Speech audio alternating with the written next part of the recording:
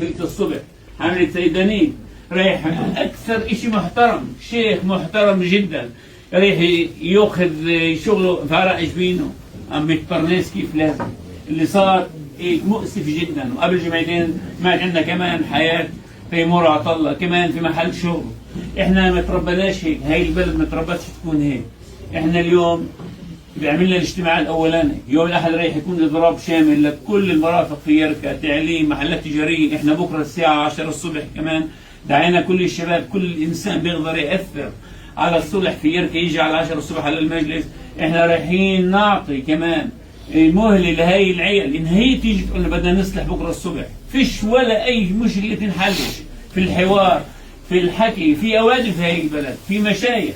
فضل قال الشيخ عباده كان يصلح 16 ولد يدرس في كلمه، وين احنا رحنا؟ واليوم كان في موقف شريف جدا لرجال الدين وقفت كلها وحكت.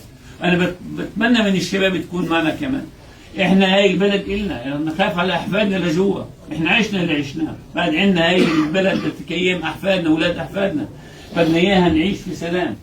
شيخنا كان معنا وسمع الحكي وحكى كلمه محترمه جدا، كلمه حاده مع النائب حمد عمار هنا اللي كمان تفضل واجا معنا. كلهم حكوا كلام انه هذا الاشي بلا يمناش. يركب فيها الشيخ ويوسف صالح القضماني يطول لنا في عمره. الشيخ امين الله يرحمه ويرضى عليه قال اذا يركب خير كل الدروس بخير. خلينا نكون مع بعضنا ايد واحده ونكمل هذا المشوار مع بعضنا. بلا هذا الدم، هذا الدم، كل قطرة دم من اي شخص وقعت في يركا غالي علينا الكل. واحنا ان شاء الله بنقول انه هذا نجيب يكون شيخ نجيب يكون اخر انسان بروح هاي البلد. وان شاء الله الله يرحمه ويسهل عليه. عم يقول نجيب خلي لنا اياك ويطول في عمرك ويطول في عمر هالشباب، خلي لك اياه الكل. شيخنا المرافق شيخ مراجي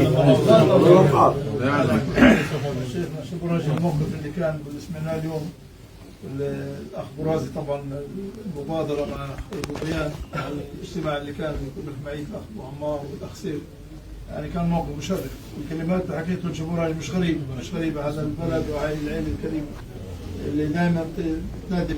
ان شاء الله بتكون هاي خاتمه الاحسان.